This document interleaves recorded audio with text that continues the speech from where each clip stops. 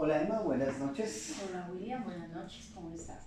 Bueno, voy a hacerte una entrevista sobre las problemáticas educativas en América Latina. Entonces, bueno, en tu contexto, que es nuestro contexto latinoamericano, pues lo primero es que te presentes, ¿no?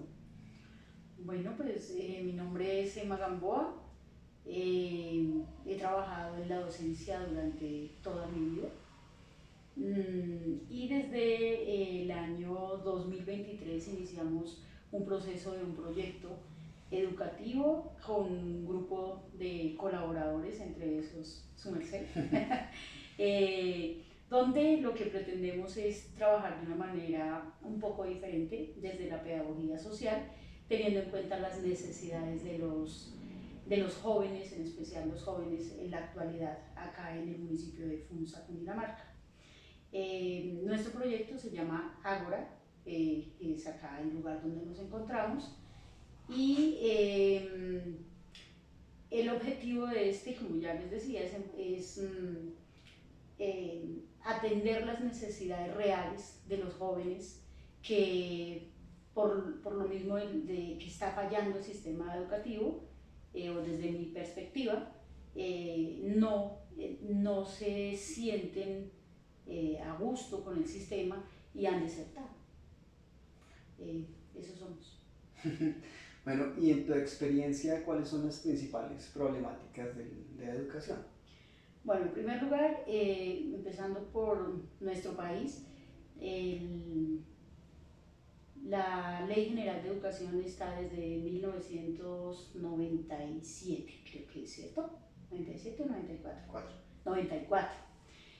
De 1994 a hoy, ¿cuántos años han transcurrido y cuánto se ha evolucionado en tecnología, en globalización, en tantas cosas? La pregunta es, ese sistema, ese modelo educativo que se tomó en ese momento, ¿es el apropiado para educar a los jóvenes en la actualidad? Ese es el primer problema que yo visualizo. Otra problemática es el cambio social que ha habido, el cambio en la familia. Ya la familia no está conformada como estaba conformada anteriormente. La mayoría de chicos no viven con su papá y su mamá, y el proceso de educación en valores, en principios, ha cambiado. Entonces, en ese sentido, si la educación también no, o sea, no evoluciona como va evolucionando la misma sociedad, pues no está educando y no está apuntando a la educación. Otra problemática que veo es el estar tan anclado al capitalismo. Al estar la sociedad tan dependiente de los recursos económicos, pues las facilidades de educación que tienen jóvenes en diferentes estratos sociales en nuestro país y en Latinoamérica, pues es muy diferente, dependiendo de los recursos que tengan. Y de ahí desprende la otra problemática que veo, que es que ningún gobierno realmente le interesa la educación. Eso es un decir en campañas políticas, pero realmente importarle la educación, la salud y la alimentación, que debería ser fundamental, no se ve. Y cada vez la brecha está más amplia en, en las en los diferentes como etapas sociales, ¿no? De la pirámide. Entonces cada vez es más amplia, y por lo tanto pues ahí están todas las problemáticas.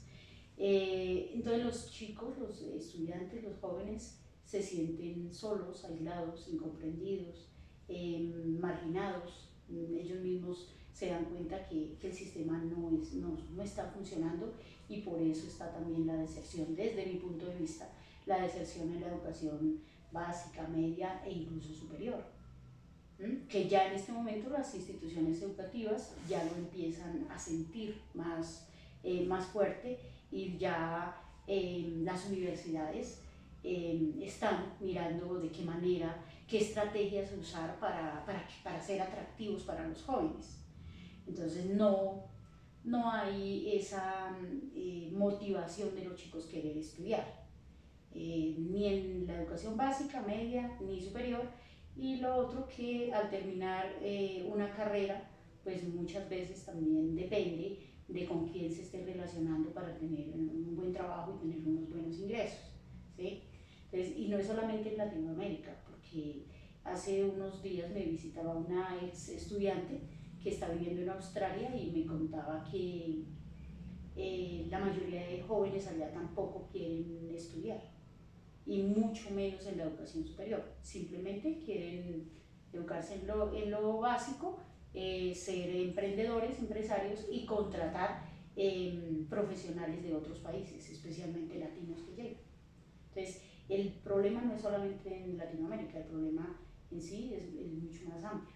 Pero pues lo vivimos más fuerte nosotros porque pues en nuestro continente hay muchísima más diferencia social, ¿no? Hablando de toda América. Entonces, al haber esa diferenciación social tan amplia, pues lo vivimos de una manera mucho más fuerte.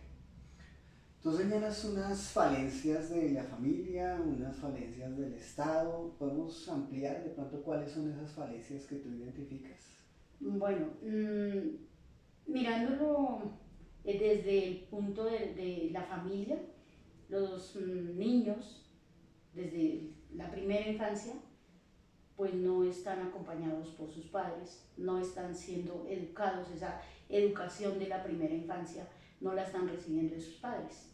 Entonces es un padre, una madre que tiene que trabajar y por lo tanto tiene que buscarle a alguien que lo cuide o dejarlo en una guardería o jardín, como lo llamen, donde son tratados como cosas.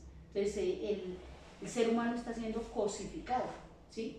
Cosificado en cuanto a qué, depende cuánto tiene para pagar para la calidad del cuidado, la calidad de educación que se le da.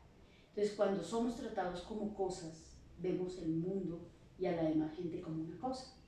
Entonces, esos valores que se inculcaban anteriormente en una familia donde había padre, madre, donde se sentaban a desayunar, a almorzar, a cenar en familia y que era sagrado, eso ya no existe. Y si acaso están todos en la casa, pues también está el otro problema de la tecnología, ¿no? O ese es otro problema. Entonces muchas veces, con tal de que el niño o el muchacho no moleste, le dan un celular, le dan un computador, porque ya la mamá tiene la misma adicción, porque realmente es una adicción. Entonces ya en poco tiempo, mamá o papá que están en casa, cada uno está en su cuarto, está en el celular, o incluso pueden estar en el mismo lugar y están en el celular, en el computador. No hay comunicación, no se está realmente educando, enseñando, guiando, dando ejemplo. Pues el ejemplo que se está dando no es el que desde mi punto de vista corresponde para educar a un niño, para educar a un joven. Entonces ahí empieza el problema, ¿no? Desde la familia. Entonces ya desde ahí están siendo cosificados los niños. Y cada vez que crecen en el sistema capitalista, pues van siendo más cosificados. Entonces, repito, reciben la educación de acuerdo a la cantidad que pueden pagar.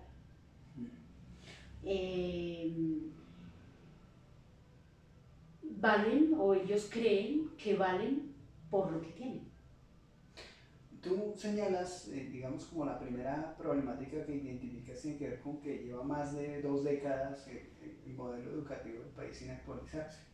Para mucha gente eso sería una actualización que va más con la tecnología, con estos nuevos modelos de trabajo, etcétera, etcétera, pero tú al mismo tiempo lo estás criticando. Estás hablando de una educación más humanista. La mayoría de la gente que pide actualizar currículo lo pide desde la tecnología, ¿no? ¿Cómo ves esa relación de lo que estás planteando? Esa necesidad de actualizarlo, pero al mismo tiempo esa crítica como a ese capitalismo que tú planteas.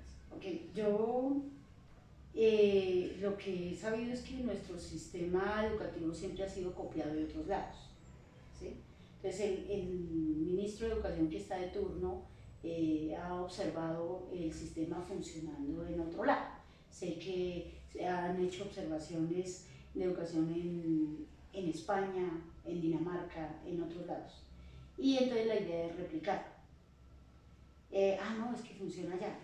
Pero entonces no se tiene en cuenta nuestro contexto. ¿Qué contexto es el que nosotros tenemos? ¿Cuál es nuestra cultura? ¿Cuáles son nuestras necesidades reales?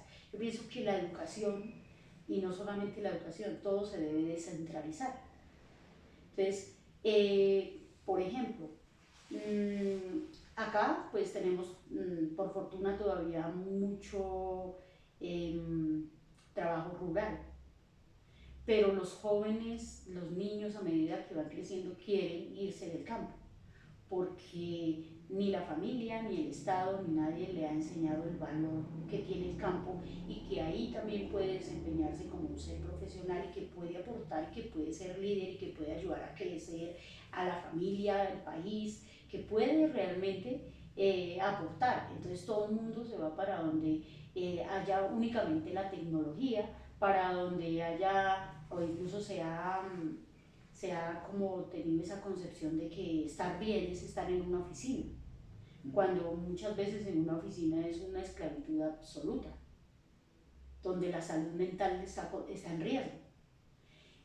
Yo diría que hay que descentralizar la educación y hay que crear un modelo educativo que sea realmente funcional dentro de un contexto real. Pero el Estado colombiano se supone que creó los PIs como con esa idea. Pero basado en modelos de otro lado. Sin embargo, si vamos a ver los estándares curriculares y todo lo demás es igual aquí, en Pasto, en Boyacá, en la costa, son los mismos, ¿sí? Entonces no se está dando eso, ¿sí? Bueno, y apuntando, digamos, esas cosas que tú planteas como solución, ¿cuáles crees que serían como los primeros pasos, las cosas principales que habría que hacer para mejorar la situación? Pues en primer lugar que realmente importe el sujeto, como sujeto activo, pero que se construya, pues sí, más humanizado, donde realmente se construyan unos valores, unos principios eh, personales, familiares y sociales, donde haya una responsabilidad social, donde nos preparemos para desarrollarnos nosotros como seres humanos, como personas, pero en función de una sociedad, que realmente estemos preparándonos para mejorar nuestras vidas, pero también la de los otros, la de los demás, la de nuestro contexto, ¿sí? Pero no, siempre es a la competencia, ¿no? Entonces, no, es que voy a ser mejor y voy a demostrar ser. Entonces, el demostrar ser se vuelve en una competencia inhumana y ahí no se está formando a nadie para una sociedad. Entonces, sí hay que humanizar más la educación y que realmente importe el sujeto y importe construir al sujeto para una sociedad. Si se le diera prioridad a eso, estoy segura que la sociedad podría mejorar muchísimo. Por el ser consciente de que soy parte de una sociedad y aporto a esa sociedad, mis actos afectan positiva o negativamente a una sociedad. Pero eso que tú planteas es, entiendo yo, como una especie de posición ética frente a la docencia y demás. Entonces, eso me genera la pregunta, o digamos, la idea de que eso va por el lado entonces de los docentes también, del personal que está involucrado en la educación. Sí, porque por el mismo sistema también los docentes han como tendido también a estudiar, a prepararse, pero no para influenciar positivamente a un sujeto activo social, sino para tener un mejor sueldo. Entonces, cuando desde los padres, los docentes, el Estado, ninguno realmente está preocupado por el sujeto, pues no está construyendo nada. Entonces, ahí toda la sociedad debe cambiar la visión que tiene de educar. Creo que eso debe ser. Bueno, entonces necesitamos un personal educativo, digamos, con esos tipos de compromisos muy arraigados, pero el asunto es si hay ese personal educativo, porque estamos como en un contexto, mirando algunos estudios donde la gente ya no quiere ser docente. No sé si tú has notado eso. Sí, pues creo que los hay. Creo que los hay porque sí, o sea, de hecho conozco docentes que tienen esa real vocación y quieren aportar a la sociedad. Y que cuando estudiaron para ser docentes, muchos esa fue la motivación, ¿no? Cómo aportar a la sociedad.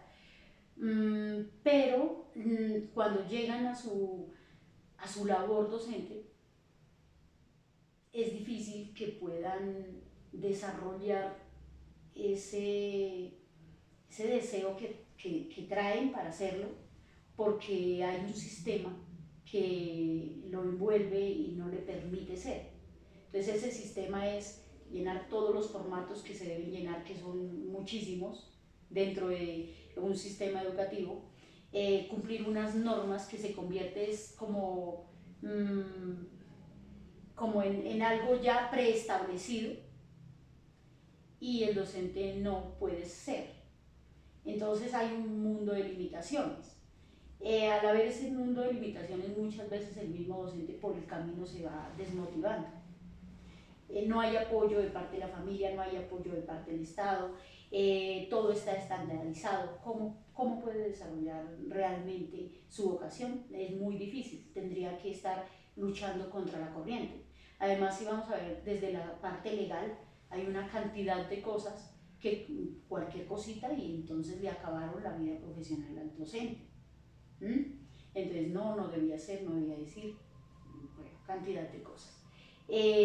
Para poder realizar determinadas actividades con los niños o los jóvenes es todo un proceso burocrático para poderlo realizar. Entonces el docente también dice, pues yo qué me voy a poner a hacer todo eso, fuera de todo lo que me toca cumplir, fuera de las planeaciones semanales, mensuales, periódicas, lo que sea, más los formatos, más las evaluaciones, más la clase, más mi vida personal, más, ¿a qué horas hago todo eso?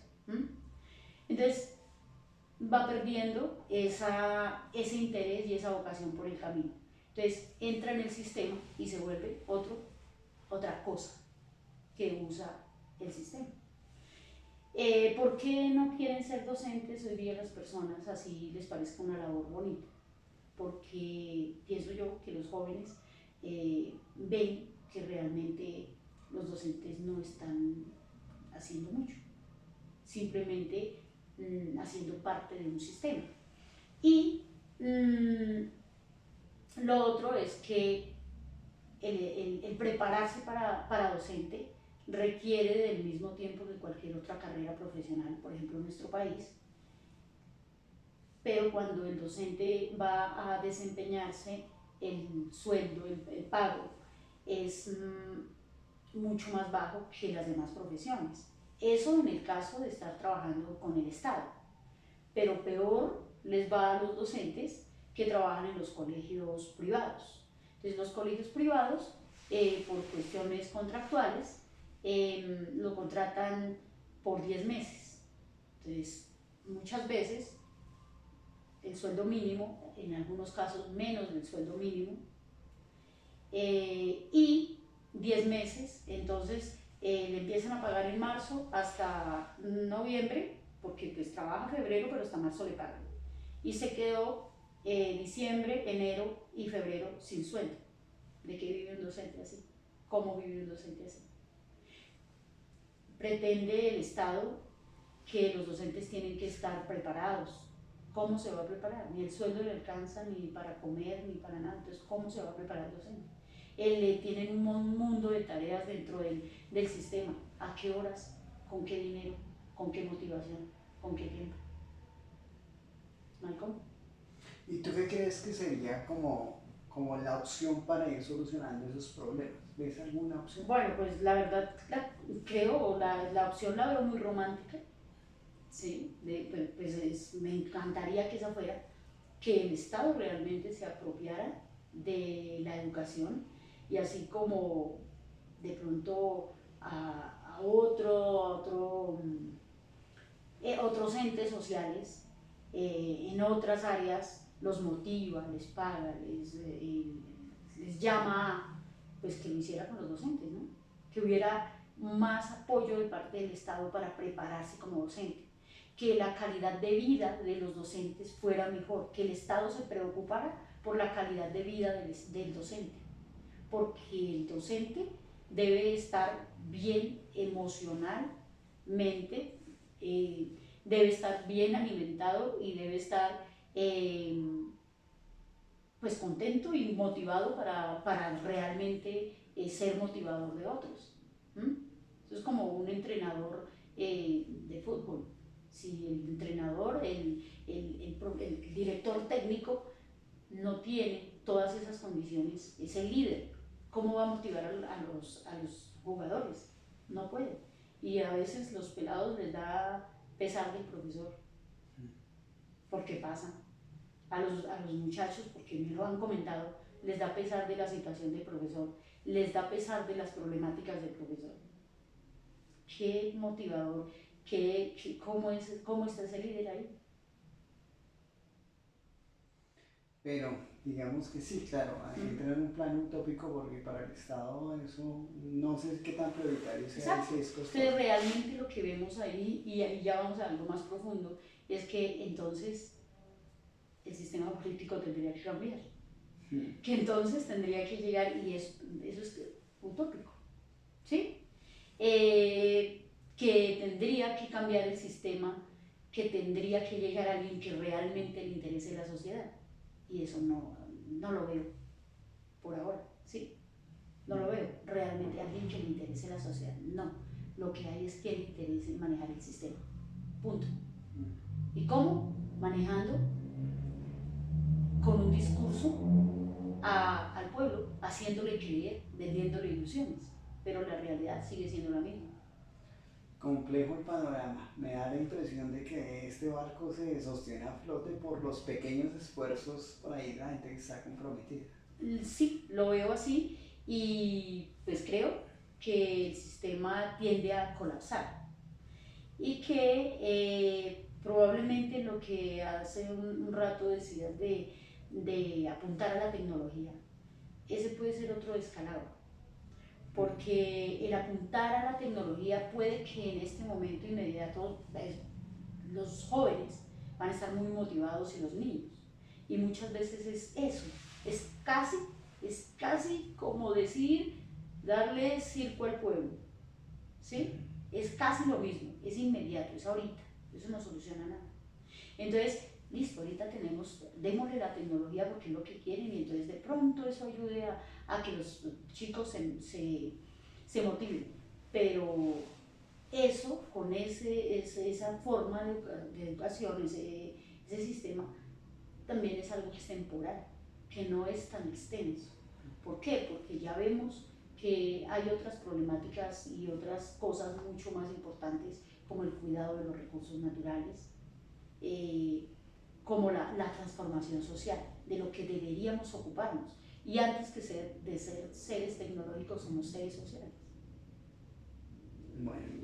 Bueno, Emma, muchísimas gracias por compartirnos tu experiencia.